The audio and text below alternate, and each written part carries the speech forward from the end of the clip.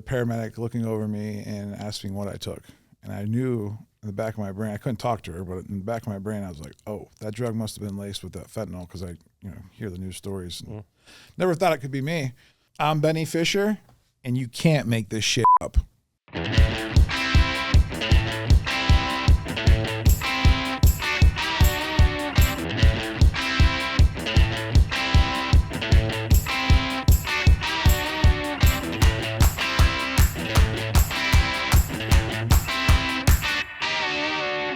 Okay, Benny Fisher, so great to have you in the studio today. Welcome to the You Can't Make This Shit Up podcast. And I know you've got so many great You Can't Make This Shit Up stories in your career. You're kind of the definition of having some not so great things happen to you, but to be able to turn that into glory and to turn that into success in your life. And so thank you for coming in and sharing those stories with us. It's a pleasure to have you. Thanks for having me. This is it's awesome. Nice studio here too. I like it. Thank you. Thank you. So wanted to just kind of have you start out by a brief introduction, kind of tell a little bit of your story, and we'll get into it. Yeah, so I guess definitely a non-conventional story, that's for sure. Like you mentioned, I got diagnosed with ADHD when it was like first coming out in the late 80s, and teachers didn't know what to do with me, parents didn't know what to do with me.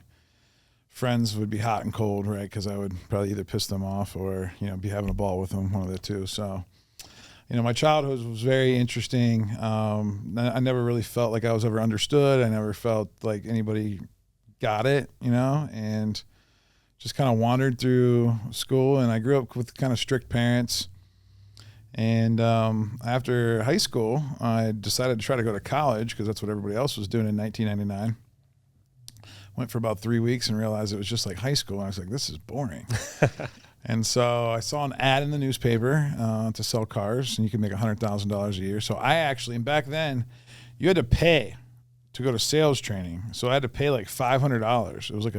It was the best interview / weed people out method I've ever seen. Mm-hmm. And if they did it today, nobody would ever be able to get away with it. But I was in that training for 2 weeks, and there started with 30 people that paid $500, and there was only 4 people who made it all the way through the 2 weeks. So it was like crazy. People just kept quitting. And no refund. Yeah, no refund. Oh, yeah, no refund. I ended up getting my money back because I made it 90 days after that. That was like part of the incentive. They said wow. Get it back. So, because I was just driven at that point to make more money than my parents, because I always grew up in an environment where my mom and dad always had the same job, never changed jobs, and always kind of not complained about money, but you could always tell money was an issue, and you could always tell we couldn't have certain things. And when the one time a year that we would get to go out to eat, you're allowed to have one thing, and you're allowed to have, a dessert. You're not allowed to have a shake. You're not allowed to have a milkshake and a dessert. Like I always wanted to order the milkshake instead of like the Coke or something like that, because I thought that was good. But I just remember those things, and I laugh now because, the way everyone goes out to eat now, and like, it just doesn't seem like there's any of that. It seems like restaurants are booming, and so that was my life. And I was good at selling cars, but I wasn't good at staying focused. And back I still think nowadays, like you walk into a dealership, it's like a big fishbowl. It's like an aquarium, and people are just sitting there waiting for someone to walk in to buy a car. Like you're not really out prospecting. There's no business development outside of the dealership. I don't know how it is now, but back then the internet was still barely new. They just started an internet department, and we worked at a place where there's 25 sales guys. And so if you didn't show up, it was first come, first serve. And so they would put your name on a magnet. And like, if you showed up like at 9 o'clock, you were like 25th on the line. When I was an 18-year-old kid, like I was showing up like right at 9 o'clock. Like I wasn't getting there at 7 in the morning, drinking my coffee, smoking my cigarettes. I was like, why would I want to do that? Well, I quickly learned if you didn't do that, you weren't getting your first customer until 6 o'clock at night. Well, what am I going to do and sit there all day? So I would get in a little trouble. I'd go to the service department, body shop. Long story short, I got fired from that dealership about 6 months in. I was making really good money. I was making $6-7 grand a month for an 18-year-old kid in 1999. Like that was balling. And I was telling everybody about it. But then when I got fired, I felt pretty rejected, kind of just like I did through school. And I went and got another job at another dealership, and then the same thing happened. I got fired. I got hired and fired probably 6 or 7 times, 3 times by the same dealership. So I went back to the first dealership. They hired me back. Then they fired me again. Then they hired me back like 6 months later. Then they fired me again. So that's you can't make that shit up, right? Story right there, right off the bat. Not many of our guests have been fired from the same company three times. Same guy. It was the same used car manager.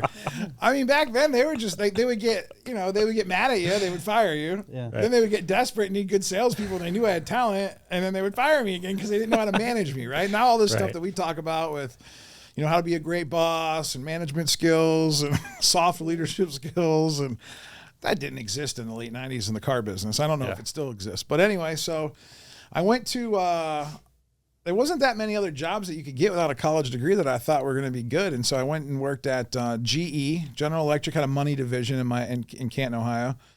And I went and did credit card collecting, and then I moved up into the home loan department. And then the whole housing mortgage thing, GE wiped out their whole mortgage division because they saw the writing on the wall. Mm-hmm. I didn't even know what I was doing. How about this? This is another you can't make this shit up. I was 25 years old, didn't know anything about mortgages. They would put a headset on me. There would be a script on a computer screen, and I was really good on the phone, and I was really good at talking. I would literally just follow the script. When I look back now, we were doing loans in California on stated income and drive-by appraisals. Mm. And it was wild. And I didn't even know what I was doing. And I'd be like, are you sure is there a grandma living in your basement that makes money? We can add that to yeah. I mean, we were doing some interesting stuff, but I didn't know that was right, wrong, or indifferent. I didn't know that was going to cause an economic problem. Mm. But it was just funny that they could program you how to write mortgages. 25-year-old kid that doesn't even know anything about life or business or mortgages or anything. And we're just doing that. And then, so I got locked out one day. They just closed it down, and big corporations, they don't even let you upstairs. They mail you a box with your stuff. And so then I went to work at Verizon Wireless. I thought that this was the last place I could go that doesn't really need a college degree. And I started selling phones, and we were selling BlackBerries. And this is another story. You can't make this up because I ended up getting fired from that place. And this is when the picture message came out. Okay. And I don't think I've ever told this story publicly ever. Here we go. Yeah, here we go. Buckle up. I was the number one salesman at this mall kiosk, and I was selling maybe 9 to 10 phones a day. Grandmas and grandpas walking by. Most regular people had phones already, so it was either upgrading them, but it was trying to sell grandma and grandpa new phones. They didn't have them. Mm-hmm. So that's where I would do really good at. But once I did that for 3 months and kept selling 10 phones a day, I get bored again, and I'm stuck in this little tiny box. Well, the picture message just came out. You could actually send pictures, and somebody sent me this funny picture of this dude shitting on a park bench. Pulled his pants off, went to the bench, took a shit. It was like one of them. It was like a Jiffy image almost. Nowadays, if I thought back to it, right. And I just thought that was the funniest thing ever. And I go to show it to one of the females that's working right next to me. Guess what happens? She calls corporate, says it was sexual harassment or something like that because I showed her a picture of a naked guy taking his shit on a park bench. I'm like, what? And I remember going down. That's normal these days. That is so mild. Yeah, and it just came up on my phone, and I was like, look at this. It was very innocent. It wasn't anything. And I remember corporate coming down to me. That was the weirdest thing ever. They took me to the food court. That's where we had our meetings in the food court. And I got fired there. And so a couple weeks after that, I'm at a party. I'm drinking, and I was offered to do cocaine for the first time. And I was 26, 27 years old and never did a hard drug before. And did drugs, did cocaine. And for whatever reason, I don't know, must be the way my brain operates, it does the opposite to me that it does everybody else. It slowed me down. It made me feel at peace for the first time in my life. I felt peace. So I did it again. Then I did it again. Then I started selling cocaine.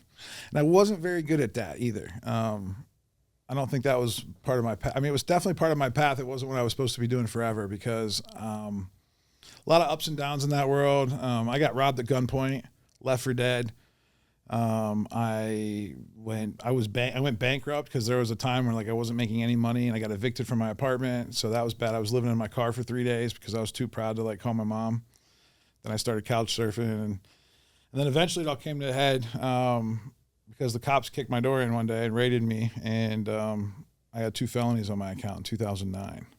So that was a pretty low point. And no college education. Now I got 2 felonies. I find myself back in this call center, making $9 an hour, soliciting blood donations.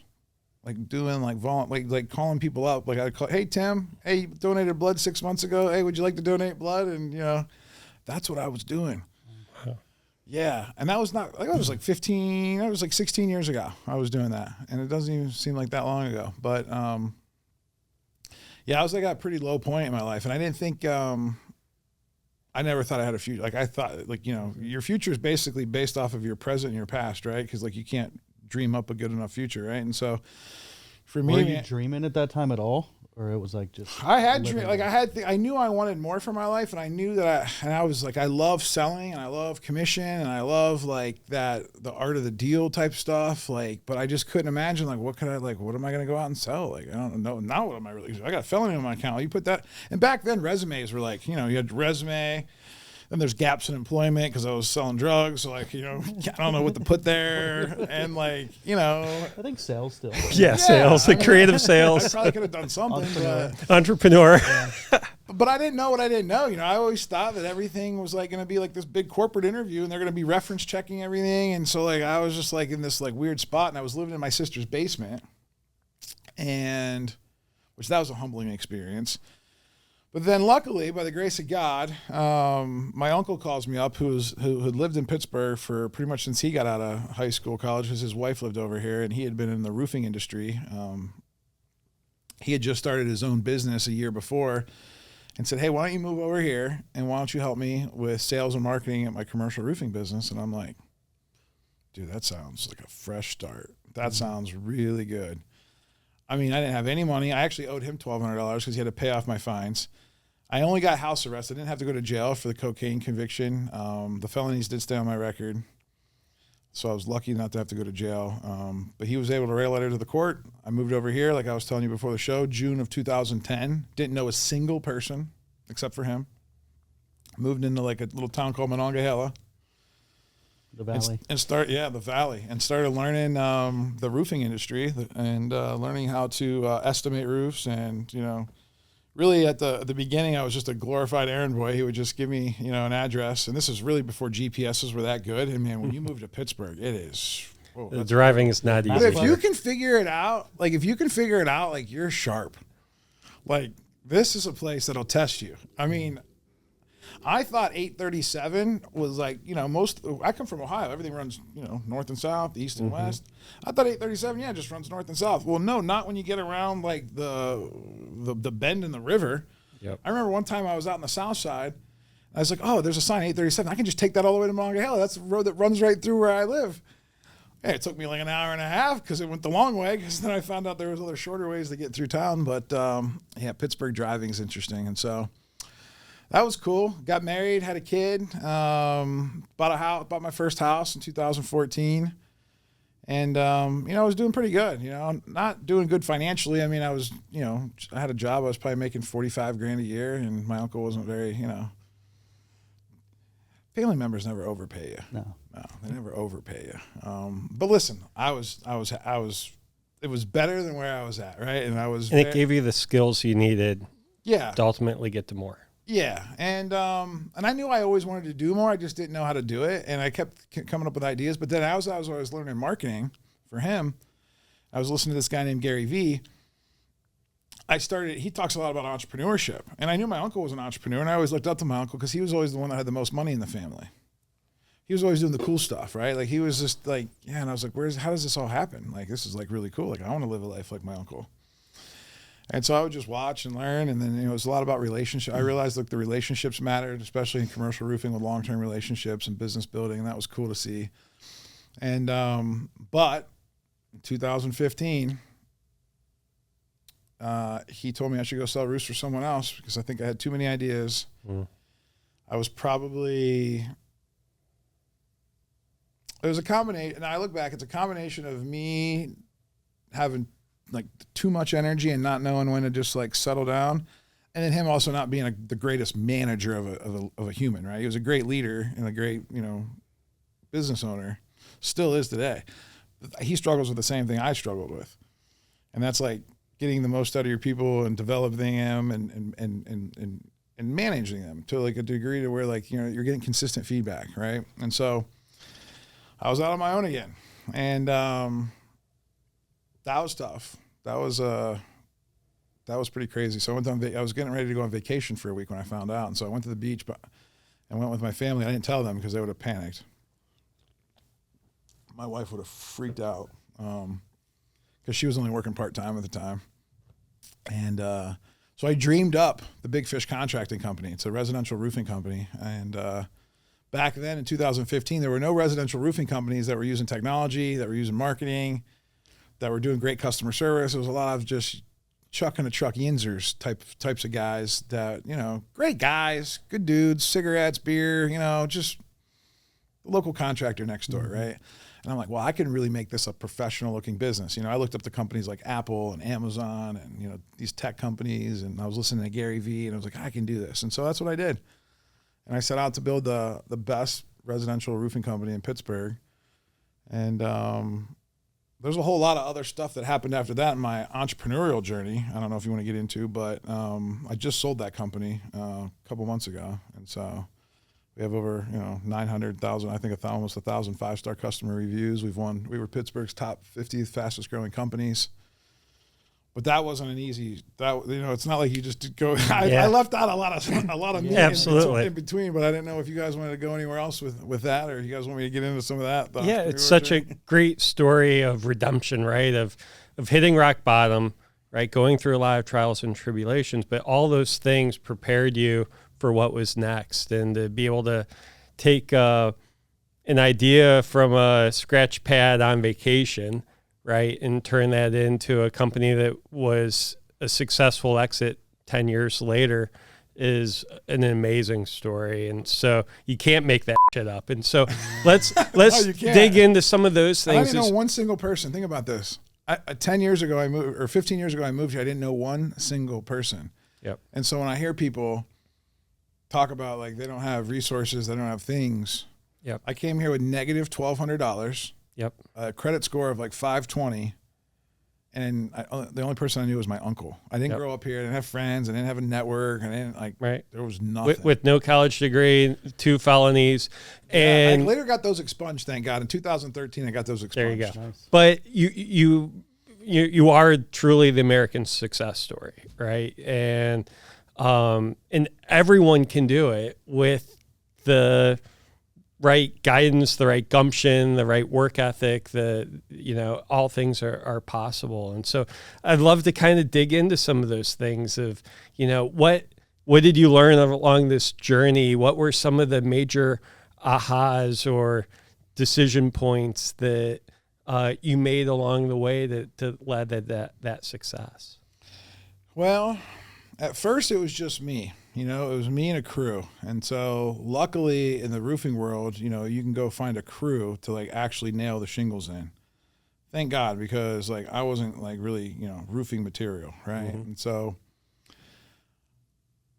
but I didn't have a crew. But I knew where crews were, right? Because it's easy to find them. They have big ladders on their truck, and they have a brown skin, and like they stick out like sore thumbs, and it's really easy to spot the roofers. You can stop at Home Depot. You can stop at some of the roofing supply shops, and I could just sit in the parking lot, and I would wait to find like a crew that looked like I would want their truck and their materials to like be on my job site, and I'd hit them up, and I said, starting this roofing company.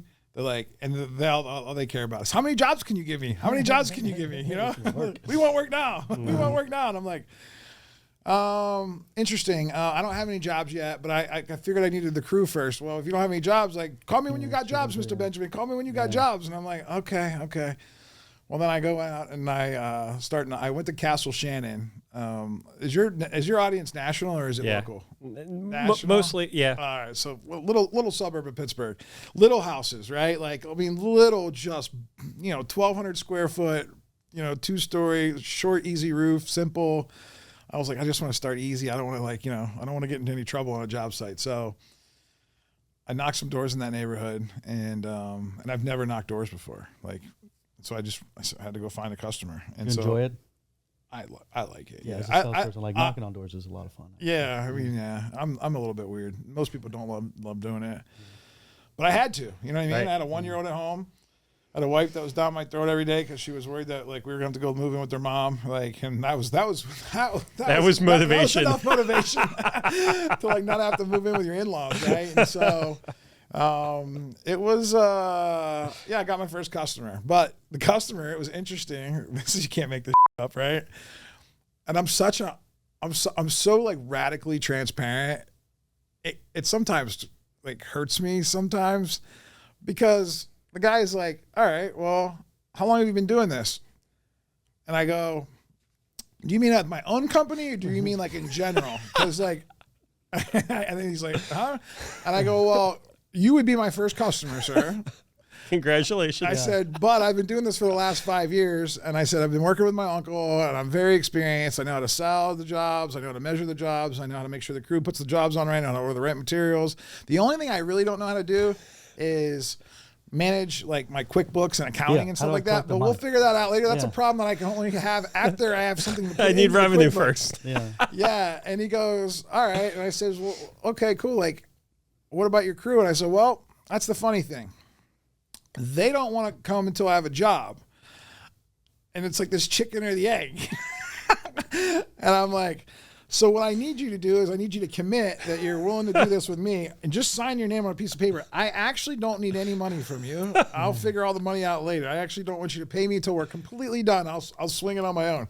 And I had like $12,000 or $15,000 completely to my name. That was it. But that was enough to buy $3,000 or $2,000 worth of materials for Mr. Drusey's house. And so I got him and I went back to this crew. I said, listen, I don't have 10 jobs like you want. I said, but I got one job. And I promise you that if you do a good job for me, first of all, I'm going to pay you more than anybody else is paying you. So whatever they're paying you, I'm going to pay you more. Okay. I gave my crew 20% more than what they were paying at the other job. And then I said, once we do a good job here, I'm going to go get another one. I'm going to call you right back as soon as possible. And you're going to come back. Until then, you're only ever going to be working for me. I promise you this is what's going to happen. And that's what we did. And we did that for a year straight. Wow. And I sold $1.3 million worth of roofing by myself in 1 year. And this is in 2015. Now in roofing, because roofing inflation is different than regular inflation. It's like 10 times more than the American inflation for whatever reason. Though that's equivalent of probably almost $3 million in roofing. The way the prices have went up over the last 10 years in roofing. But so yeah, that was really impressive. And I had more money than I've ever had in my life. I made like $35,000 in October, November, and December in 3 months. And I think I only ever made 40 or 45 the whole year with my uncle ever. And I was just like, whew, this is it. And it's not drugs. I'm like, this is cool. This is like legitimate American business. This is like really good. And then that first full year, like, it was 1.3. I think I made like $350,000.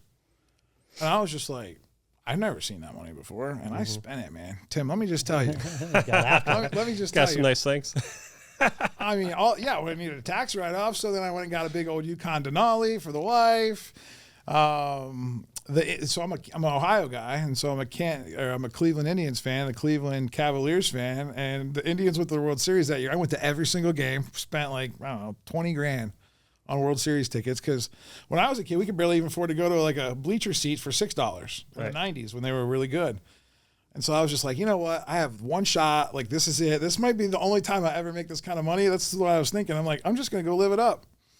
And that's what I did. And when the Cavs went to the World Series, Oakmont, I think was that year. Was it 16? Yeah. I was at Oakmont. Like, it's like so funny because Oakmont's back here again now. You going again? Yeah, I'm going to the practice round. I'm not doing all that all day. I got kids and I got stuff to do now. I can't sit at that golf course all day long. Plus I'll get sunburnt. Anyway, I ran into Franco Harris though. That was really cool. I met some really cool Pittsburgh people. Like, I have all kinds of stories about that. We don't have time to get into today, but so there was that. Then there was like the whole, like, all right, I was ready to hire an office person. I don't know. I just, so I joined a country club because I thought I needed to be around more well-connected people like you guys. I was like, you guys, I'm like, how can little Benny Fisher, who's got this crazy life, ever hang out with successful business guys that wear like suits and ties and stuff like that? I'm like, I'll join a country club. I remember doing a commercial roofing estimate for my uncle at South Hills Country Club. And I remember when we gave him the bid, I talked to the guy and I was like, this, I've never seen a place like this before. I've never seen a golf course before like that. I've never seen like all these luxury cars in the parking lot.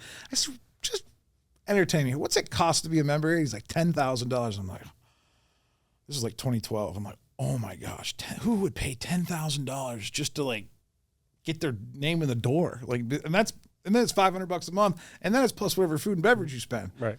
I remember thinking to myself in 2012, oh, I'll never be able to do that. I said, but that would be cool. 2016 came around. I signed up for South Hills Country Club, and I'm like, I'm at this. I have no idea how to play golf. I don't even know what golf clubs look like. And I went through that whole thing. You can't. I'm picturing Caddyshack in my head. You can't make that shit up. So they make you get a handicap. I don't know if you guys know anything about golf or country clubs or anything. So they said, hey, if you want to play in any of these fun tournaments that we have, you have to have a handicap. And I'm like, I am handicapped, but what's a handicap? I go out, and I think I was probably a legitimate 45.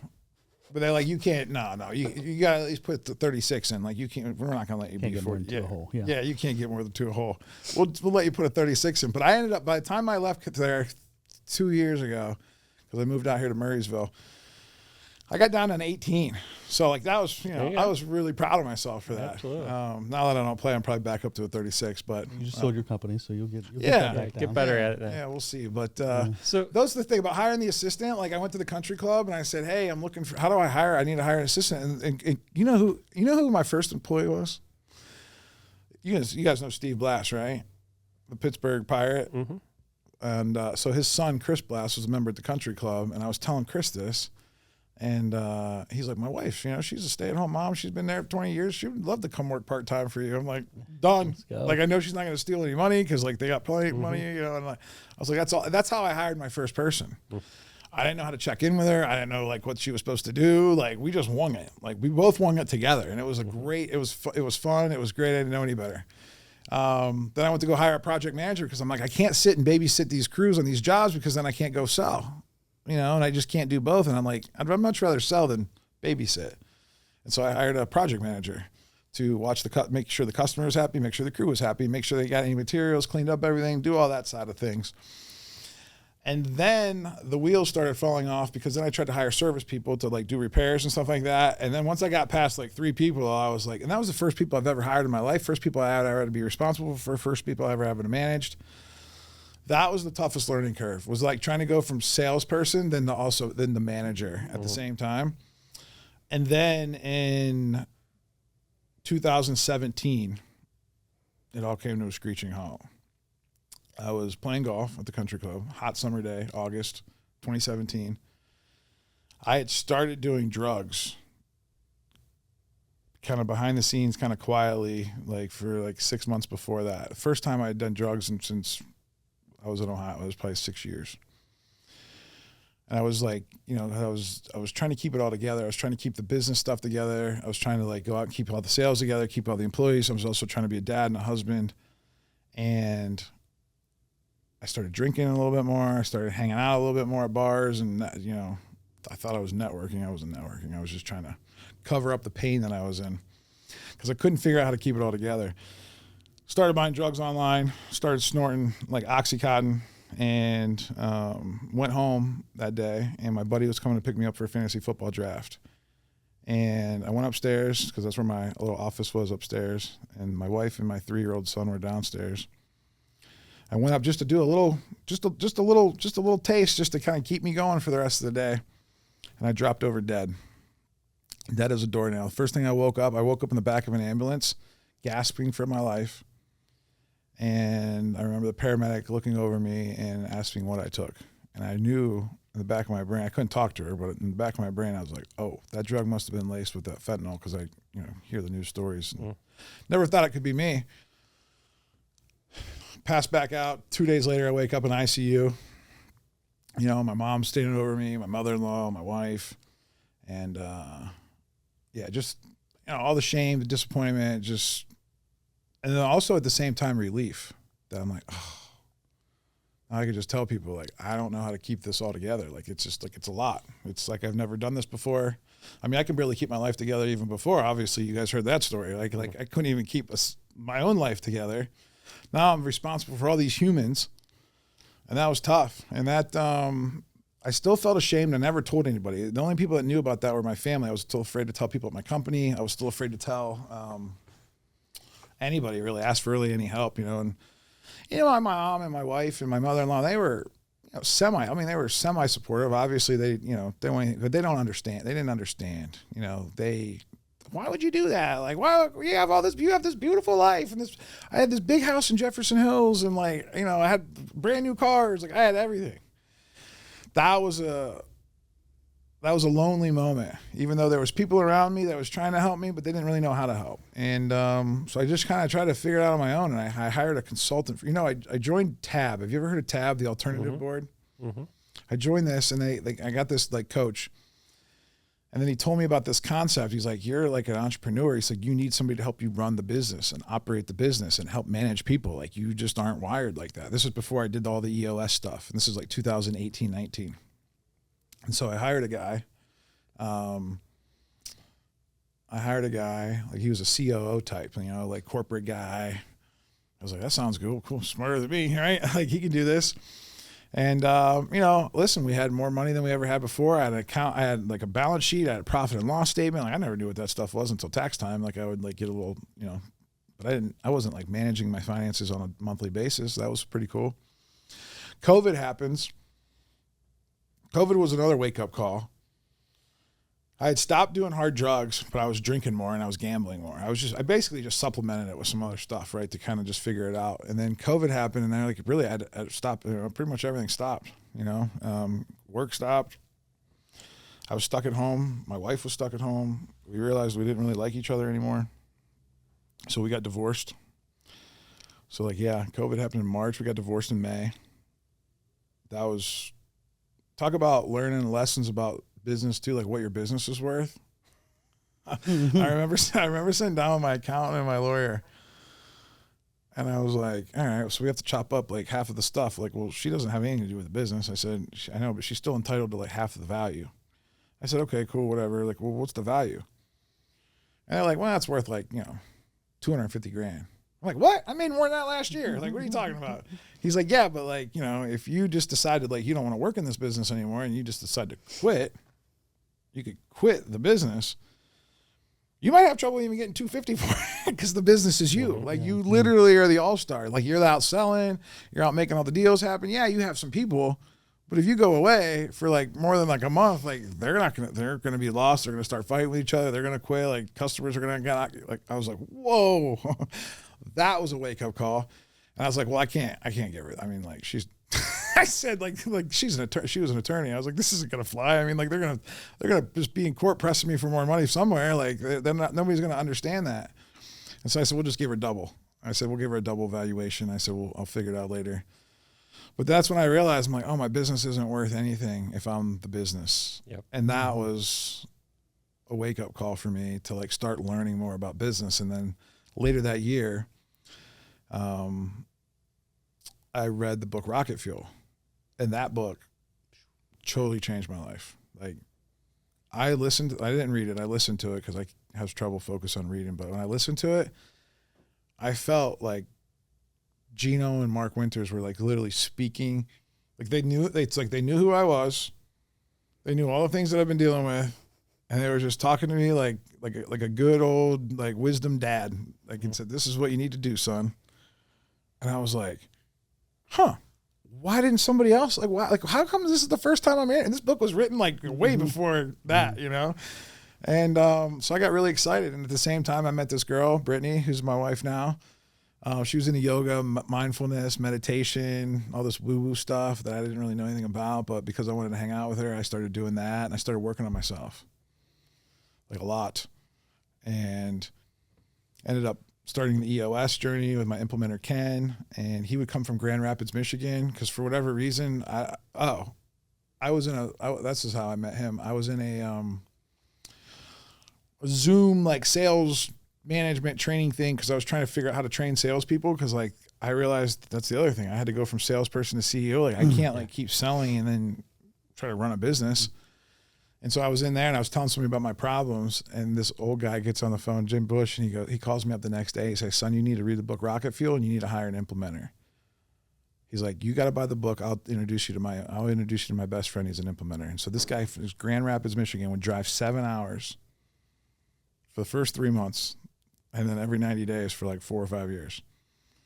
And that was really life-changing. And then in 2020, so that was the end of 2020. And in 2021, it was the summer. I feel like I'm back on top of the world. I've got an integrator. I got a new integrator, fired the other guy. This guy actually bought into the company. He wanted equity. And so and because I knew how much my business was worth, I actually sold it to him for a little bit more than what the attorneys told me. I don't know how I did that. Probably because I'm a good salesman. But it was still really fair. Like, it was very fair. And he bought in. So I thought that was cool. That's the first time someone wrote me a check and said, Benny, I'm betting on you. I'm betting on you, man. You're a good guy. Like, and I'm betting on myself too. Yeah. Like, I see the opportunity here. That's just what it really was about. But that felt really good that someone actually like wrote me a check. I was like, wow. Like, I was the one that always had to like go out and, muster this stuff up. And so I got him. I had a marketing. I hired a marketing person. We had our operations guy that was on our team that we rose up to that. So I had like a full-blown leadership team. Like, it was really cool. I'm back out golfing. Summer of 2021 at South Hills Country Club. I'm playing in the member. I had just won the tournament the year before because I had that big fat handicap. The guys love playing with me because I could birdie any hole, but I could also triple bogey any hole. No problem. And I'm out there golfing. And I had a ball that was like way out of the woods. And when you're in tournament golf at a club like that, you just pick your ball up and hope your partner can score. And so I stood under the tree waiting for the guys to putt. And my sister calls, and she never calls me. And I'm like, you know what? I got a couple minutes. I'm going to take this call because she never calls. And so I picked it up, and she told me that my little brother had just gotten shot and killed in a drug deal. And that was a very surreal moment. It was 85 degrees out. It was a Saturday at noon. My life I felt perfect.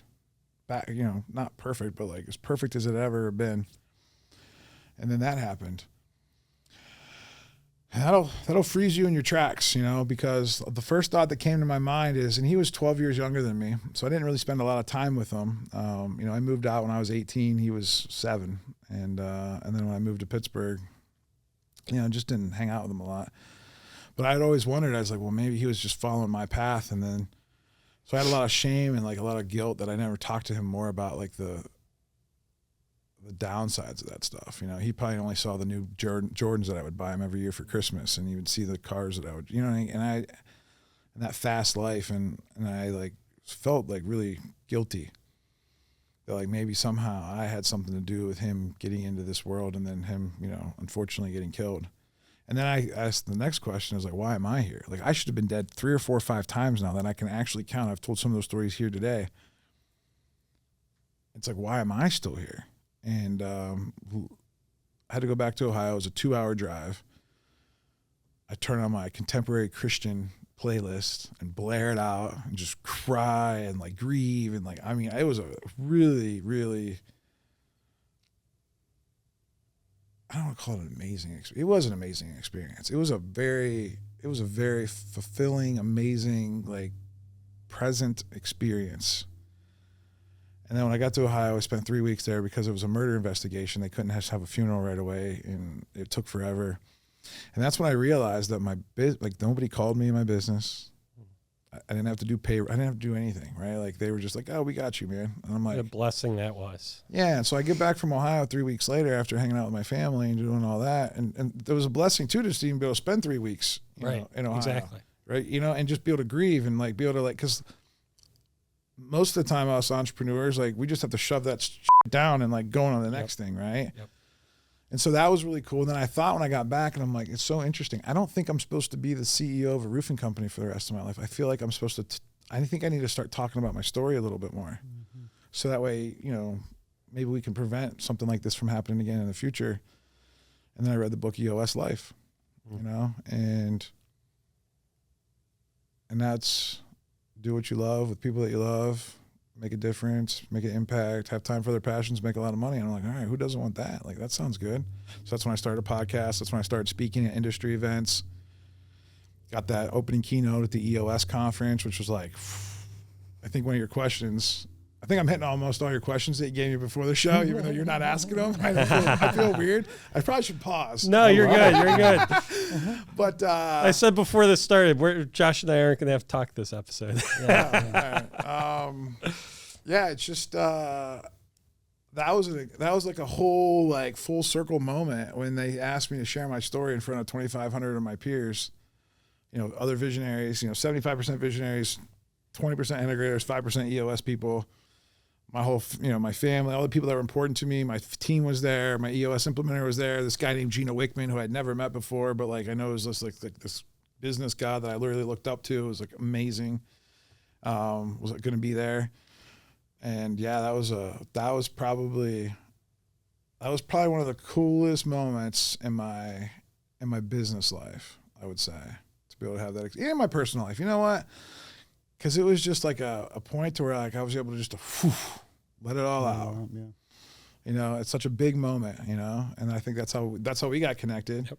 Because before that, I was like, you know what? I just need to talk to some more EOS people just to get some feelings. So I think that the one real underlying message that comes from your story is there's really no such thing as business life and personal life. Right. We try to put these into these compartments, but it's life. Yeah, it's just a life. Yeah. Right. And in the journey that we're on. And it's that constant pursuit of trying to do better, be better, get better.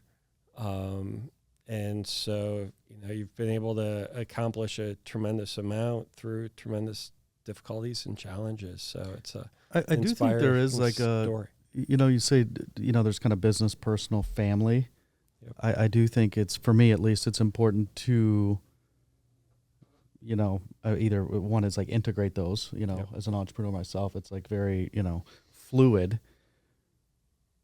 But there are a lot of times, and we've talked about this before, where typically you can get two of those right. I'm sorry, but not three. Right, yeah, you do personally, business, but somebody's suffering, right? One leg of the triangle is like suffering. Yeah, we say one life. I do think it's important sometimes, and sometimes it's seasons, and depending on how you're going through life. But to make sure that you don't, you do keep a focus on the impact that each one of those that you're having on those. Because I've been in those moments too, where I've completely disregarded my family so that I could focus on the business, and I completely disregarded me personally. Did you tell them that? Or ahead of time, or I find no. It was the same. It was after. It was after rock bottom. It was after. That, yeah. I feel like now what I've learned from that, because just trial and error, because we're kind of stubborn, right? Like we have to like hit our head a couple of times before we actually like learn not to touch the hot stove. Yeah. So now what I realize is I can sense when I'm going to be out of balance, and now I can check in with either the business, my personal self, or my family, and I can say, hey, just so you know, I'm going to be going through this little season. Happens all the time. Been through it many times in my life. The only difference is this time I'm telling you ahead of time. I don't know if it's going to help or not. Right? Have that kind of conversation. Yeah. And Rob Dubay, who I met through this whole EOS role, and he's a co-author of Shine. He always says it's okay to be out of balance as long as you know for how long and for why. Right. Yeah. And then it's okay. Yeah, I didn't. My wife has been with me through all the ups and downs too, and early on I wouldn't say anything until it was too late, right? And that was that.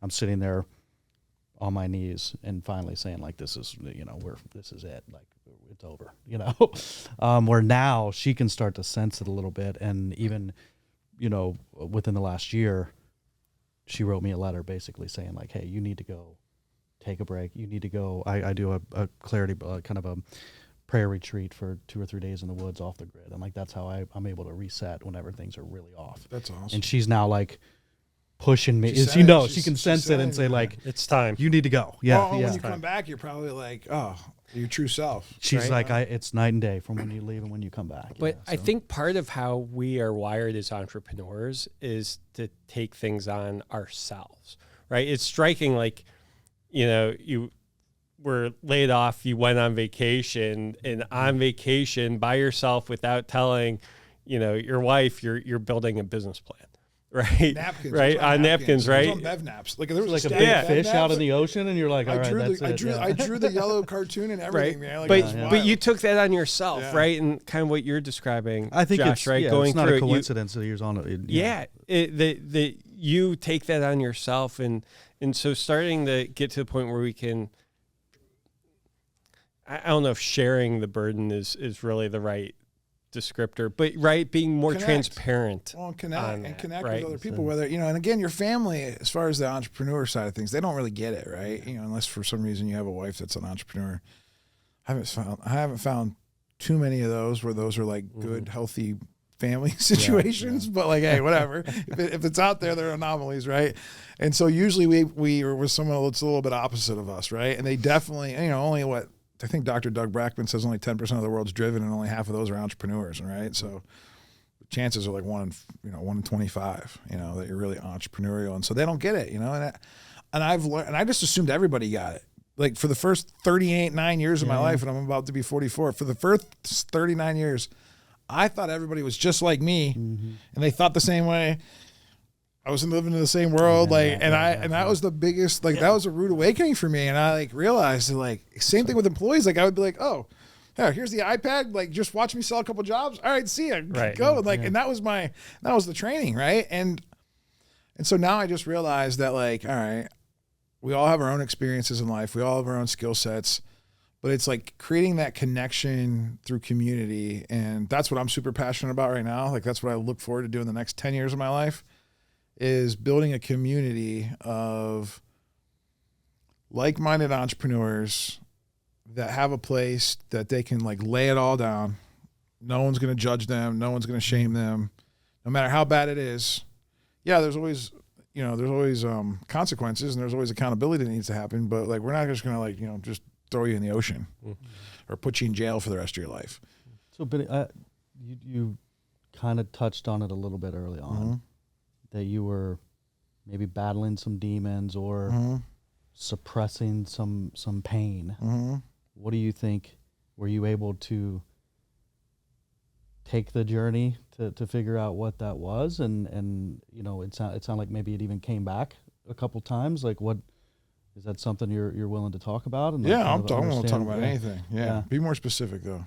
So you said, I was using drugs mostly just to hide some pain, right? Yeah. Oh, yeah. Kind of. So there's some pain underneath that was happening, that you were using that to kind of suppress some of that, and then maybe were you able to take a journey to figure out what some of that was? Do you understand that completely, or are you still trying to figure that out? Yeah, no. I understand, the substances, whether it's, it could be, for me, it was drugs. I mean, shoot, for me, it was a bunch of things. For me, it was overeating. I mean, there was one point in my life I was 400 pounds, ended up losing 100 pounds, and I'm gaining 40 back right now, but still struggle with that, right? Yeah. Because that's my drug of choice now. But I understand that anything that I do externally, whether it's work, sometimes it's working too much, you know what I mean? Most of the time it's work and food for me, and it's just I understand that I'm in my safe place there, temporarily, but I do know that it has a consequence, right? And so I'm trying to figure out healthier things to do. And I definitely I've slowed my brain down, through the 10 disciplines that are in the book Shine. Have you read that yet? No, it's a great book. You'll like that book. That book is really good. Yeah, just pausing right there, right? Sorry. If EOS is your operating system for your business, Shine's kind of like your operating system for your life, right? Integrating those two, right?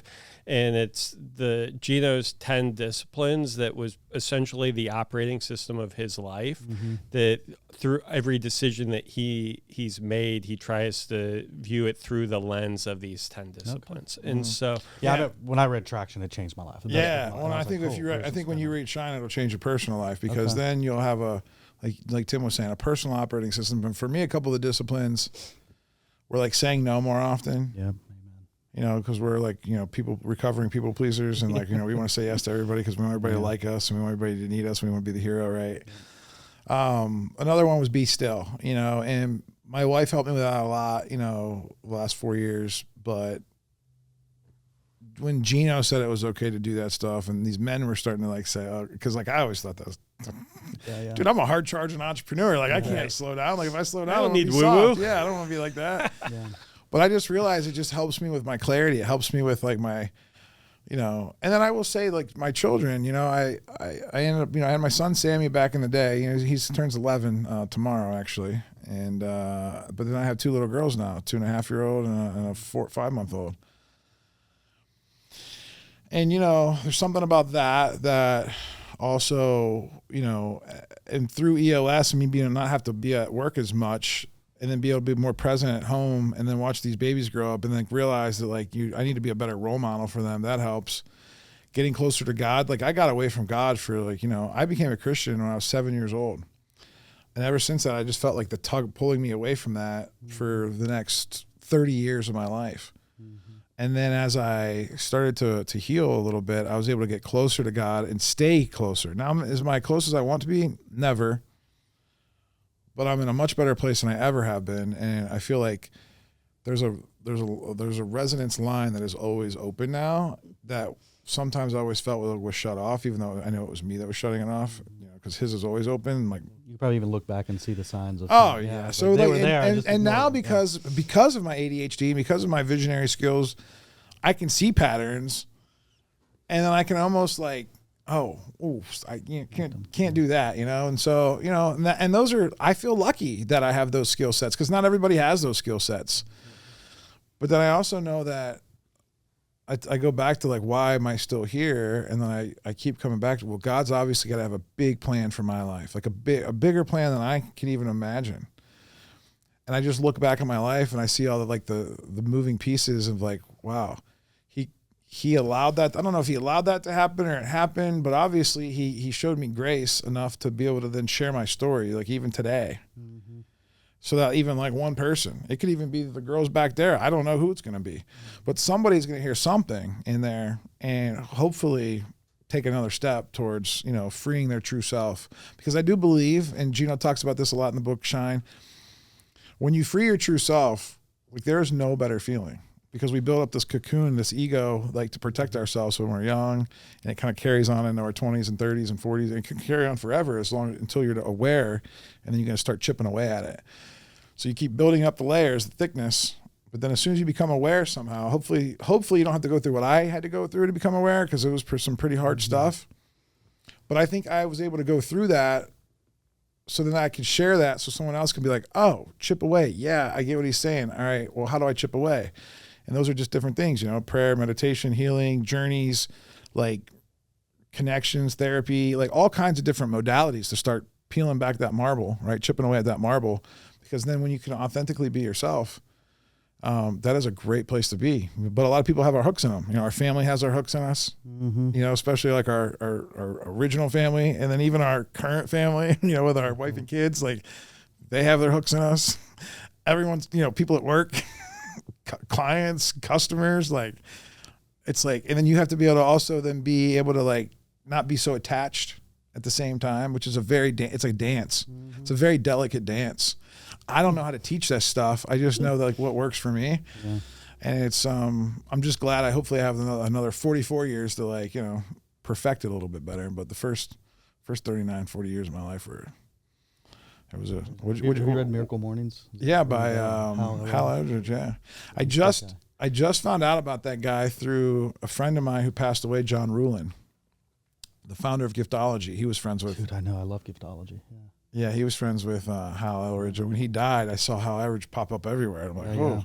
Yeah. And then I started to read Miracle Morning. And I got to meet Hal at a conference about, 8 years or so ago. And good guy, really good guy. I brought him in. I did learning officer for YPO here in Pittsburgh, and he was one of my resources. He came in and spoke to YPO, and just I got to kind of chat with him, and he really is great. And he had some crazy life stories. Yeah, he's another near-death story that changed his life. Yeah.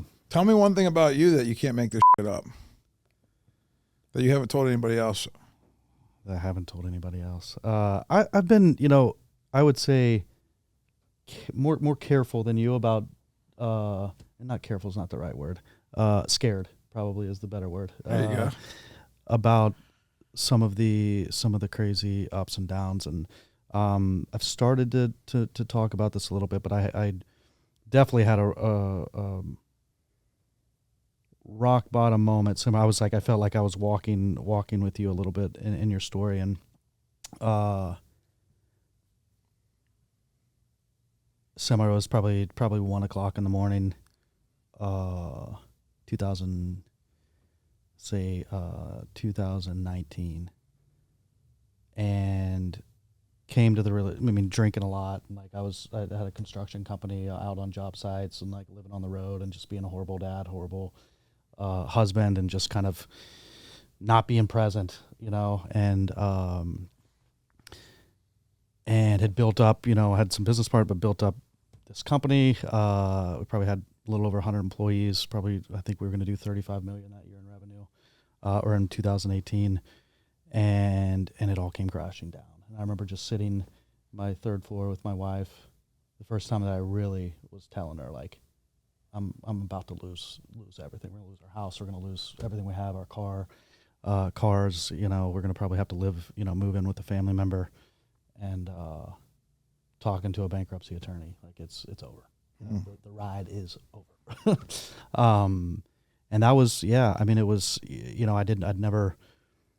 I did go to, I went to business school. I'd learned kind of the concepts around business, but until you actually go through it, you really don't understand it. And I'd kind of gotten overexposed, and I was just doing a bunch of, trying to hit the grand slam, and over leveraged everywhere, and had some,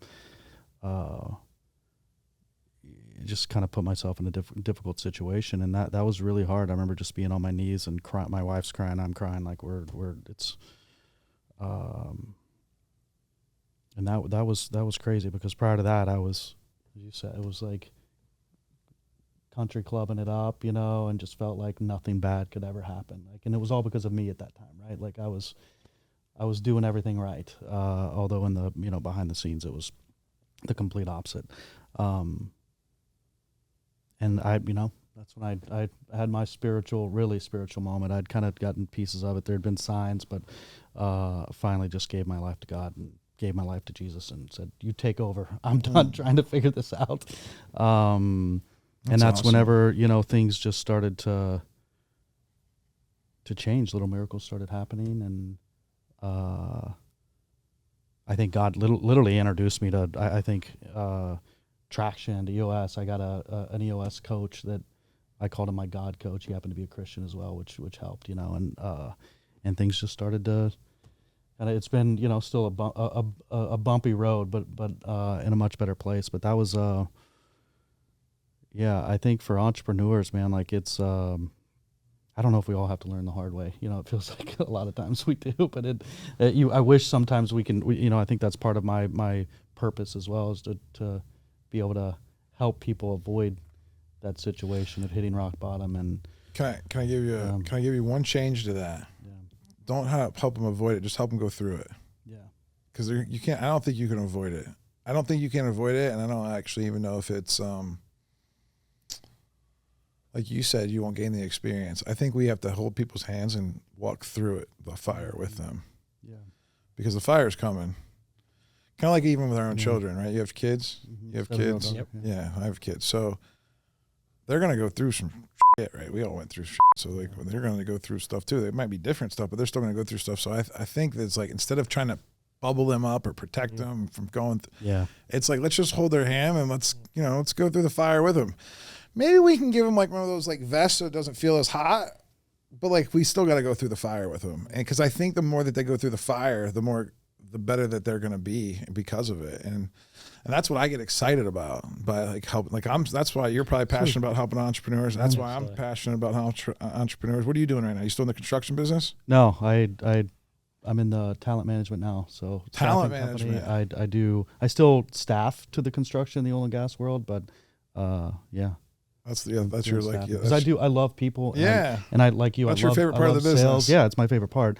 And the integrator is like, I'm very much a visionary. I've tried to balance doing both, but I'm doing that right now for my little consulting company. It's awful. Yeah. It's awful. Outsource as much as you can as quickly as you can. But the difference now is mentorship. Like I didn't have mentors growing up. My dad worked for the railroad, the same company his whole entire life, and like he taught me hard work just by example, right? But was never, he was always on the road too, and always. Man, we have similar through lines there for sure. It feels like you want somebody else to not have that, go through that same thing the hard way. But and there's a lot of crazy stories, kind of in between. But it's nice to what does it say? You know, like the everybody wants the outcome, right? But don't want to necessarily go through the journey. But and a lot of times, you know, and we're still, I think, in that journey right now. You know, hoping for an outcome on the back end in this different season, right? But it's a little bit easier now because I'm not feeling like I'm doing it on my own. You know, I've released the outcomes of trying to. Like, I don't have you know, and I say this. I'm almost afraid to say it because I know people listening, like the tough guys, are gonna be like, "Oh, you need goals, you need data, like you gotta have like." I don't know. I just know if I keep doing like little inputs, how many touchdowns I score are going to be a result of how many. So it's the tenure thinking. How much practice I do. Like, right? And I think I think both are right, right? He's like, no. Yeah, He's got the I'm integrator agreeing coming in. with you. No, I'm agreeing with you. I saw his brain One of go, the 10 disciplines is tenure thinking, right? It's the tenure thinking. It's having that North Star, if you will. Yeah, but right? it doesn't have to be like, oh, if I don't throw 15 touchdown passes, correct. I suck. Right, exactly. 100% agree, right? It's then putting in the effort in the daily practices and disciplines to get to that tenure thinking, but releasing yourself with some of the outcomes, right? Control what you can control. You can't control the outcomes, but you can control what you do on a daily basis. Well, my new friend Steve Haru, who's like loves you, like whatever. I mean, I feel like he's doing stuff in Pittsburgh now all the time, even though he's in San Diego. I went to one of his talks, and he said something about, he's like, you think the coach Bill Belichick told Tom Brady he's got to throw for 386 yards and throw 2 touchdowns and 1 interception, and like that was no, he doesn't say that. Like, right. But we say that in business all of the time. Agree. Like, and why? Like, why don't we just prepare and practice, and that be our scorecard? Yeah. And then whatever happens that's up to God and like the universe and like what happens. I mean, we can't predict. You know? Absolutely, but control what you can control, right? And move towards that tenure thinking is ultimately the balance there. But 100% agree with that for sure. And I think it's like the success to impact, right? This transition that's happening where it starts to not matter anymore, right? Like what the actual, and it's easy for me to say now that after the exit, number, right? You know, people are like, oh, Benny, it's easy for you to say, but like you guys, like, you know, not you guys, but like all the people that have been following me, like people start following me at different parts of my journey. There has been some people that have known me since I moved to Monongahela, and they've literally watched everything, and I'm pretty transparent about everything that's going on. And so, but like the new people that like, there's somebody that's never even heard of me right now that's going to get into, oh, it's easy for you to say, right? But like, if you really watched daily, like if you go back, just scroll back through my Facebook feed, I'm pretty transparent about stuff that's happened. Now, I didn't always tell the bad stuff like in real time because like I was like, you know, very delicate. There's always people that, you know, if it was up to me, I would literally confess my sins every day to the world and God and like just let it all hang out there because man, it feels so much better. Yeah. Because you can just move forward faster. And like, it's like, but then people are like, oh no, don't say that. Like, oh yeah. Like, I'm like, no, it works. Trust me. But it is possible. I hear myself thinking like, all right, what do I tell that 25-year-old that's like knee deep? Yeah, that was going to be my next question. Like what do I tell that 25-year-old that's knee deep? But he's like, yeah, it's easy for you to say, dude, you don't have to worry about money anymore. Like, or you don't have to. Yeah. But if there were just a couple pieces of advice, couple, like what are the right 1 or 2 or whatever, like what are the most important things that you think someone should take away from this conversation today?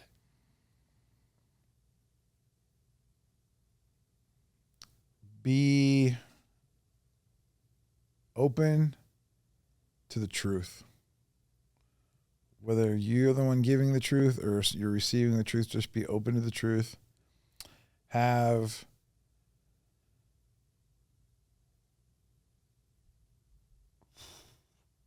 would call it radical grace. Now, if you don't know what that word means, look it up. Read a couple chapters of the Bible, ChatGPT that, whatever you got to do. But be like radical about grace and forgiveness and love. And if you don't know what those things are because you've never experienced those, I would tell you that, like, I get that, but like go find somebody that knows a little bit about that and that can model that for you. Jesus is a wonderful example, but I get people's thing about maybe like that not being for them, which is fine, but like go find somebody that can model that for you, because those are I think inherent in us, that we have to, if we do those things, that we can constantly be free. We can live a free life. It doesn't matter if you make $2 an hour or $2 million. It doesn't matter if you can really lean in with that. And then curiosity comes more natural for some people. I believe it comes, I believe I was gifted with this gift of curiosity. I've been curious since as long as I can remember, and I got in trouble for it back when I was little, and now I get paid dumb amounts of money for it. It's wild to know that, but lean into curiosity. I know that your parents or your grandparents said, be seen and not heard, and we don't talk about that, or you can't ask me about that. Just forget that. That's why we're all in the shape that we're in. So lean into curiosity, I would say. Find the people that you want to be like, and go hang out with them, and be like, and just figure out how to get in the room. And if you need help, just call me up. I'll tell you how to get in the room. I've been places that I never would have dreamed of, that I should probably had no business being in. And but man, it is so true. Like, just, you got to wiggle your way in, and don't be afraid. What's the worst they can do? Kick you out? Like, all right, well. One of our family core values is you become who you hang around. You couldn't agree with that more, right? Yeah. You hang out with the people you want to be like. Yeah, so that's why I was excited to come here today, because I was like, I knew I didn't know you at all. I need to hang out with you more. Yeah, no, I need to hang out with you more. You, like, as soon as I say like a numbers thing, no, you gotta have. Like, I watched the implementer in him, man. Like, he's got to play both sides. You know what I mean? I don't know how these guys do it. I really don't. Thank God for implementers. And well, yeah, obviously, yeah. No, and I get it. He's like, he's like that good old dad wisdom. You know what I mean? Like, all right, son, you gotta have this, but you gotta have this too. It's like, all right. Well, one of the things I think learned from you, and you kind of inspired me a little bit, is the radical transparency as well. I think that's really, really cool, and I'm privileged to be able to kind of hear your story, and you really be transparent about that, and that's awesome, because I think a lot of times some people will tell half the story, right, or just the good parts, and maybe just brush over. You know why, some of the hard right? parts. Yeah. Do you know why? It's because they're afraid. They're just, you said it. You're scared, and I don't know if we should go into this, but you're scared because you're worried that you think that like those people won't like you, or they're not going to still love you. And guess what? They may not, but then guess what? They aren't your people. Yeah. And you will attract so many more people, of the right people, that, and again, it doesn't even have to be a volume number. It could just be the right one. In the book Shine, Gino opens with that, right? He talks about your inner story and your outer story. Your outer story is, right, our bios, what we tell everyone, all of the successes. It's the LinkedIn cocktail party. It's the LinkedIn, right? That's why I have a T-shirt and Lululemon pants today. Yeah, exactly. But the inner story is what Benny's done such a great job sharing with us today, like the piece that we typically don't share. Yeah, but there's even like, I've probably gotten somewhere, I don't know, I use percentages, like 80-90% there, right? Like, and it's getting more, like even like a couple weeks ago, I told a little bit more of the story, and I had a couple people come up like, man, that really like hit home for me, and like, thank you for sharing that, and like, but I'm still not all the way there, and I think today you inspired me. I'm not all the way there. Take it a little bit further. We're never all the way push there. Push it a little bit further, because just leak it out a little bit more. It is scared. It's there's embarrassment. Like there's not necessarily. Maybe there's a little bit like how people feel, but it's more probably about me than it is other people. So yeah, all you're doing definitely. When you do it, you think that they actually, those people will be more inspired. Like, you just want to model it for them, so that way they can start getting like that. That's all I want to do. It's not for me really. It does help me a little bit selfishly, right? But I don't want you to live in that trapped cocoon anymore. And if I can just encourage you just to go a little bit deeper. Now, you don't have to do it publicly and like go on the air and do all of this. You don't have to be the keynote speaker to do it. I just happen to feel like God gifted me with that ability, that charisma, to be able to just pull that off. But anybody that's listening, just go tell one person, someone that you trust, you know what I mean? And you also find out if you tell that one person and you don't trust them, then you probably shouldn't be friends with them anyway. So you'll find out a lot. Like I found out just as much by going through this process over the 3 or 4 years of how people react and show up. And it's like, oh, it's just for me, like, because I'm so sharp, I see green lights and red lights. Like there's no caution anymore. Like I can see the people that are like, woo, running for the hills or like attacking. And I can see the people that are loving and it's just, but it just gives me I can just hang out with those people now. It's like, it's a quick filtration process now. And so I'm excited to see what the next 40 years of my life looks like because of that. Because it's like, man, if I just keep making those decisions, because before you don't know, everyone's like, got their shells up. Everyone's, you don't know who's real and who's not. And you don't know who's got your back and who's not, who doesn't. And that's why I'm excited to create this new community. I haven't started it yet, but I'm going to start a wait list here in the summer. It's going to be called The Pond. And The Pond's going to be it's going to be all about this type of stuff. I mean, we'll talk a little bit about, scaling your business if you want to. We'll talk a little bit about mindful meditation and going in the woods for 3 days if you want to. Those are the extreme ends, right? But it's really just going to be everything else in between, like family life, business, personal, and really just being able to like have a safe place to share these stories, at least test them out with each other before you go on a big podcast that we're 10 minutes over on. Hour and 10, it said, Tim. Yeah. There you go. It flies by. It does fly by. Well, thank you so much, Benny. We really appreciate you coming here. And the whole point of this entire podcast is to be able to learn from the things that we don't typically share with the world, and hopefully allow our listeners to gain from that experience. And so thank you so much for your participation today. It's been a lot of fun. Loved having you here. So thanks.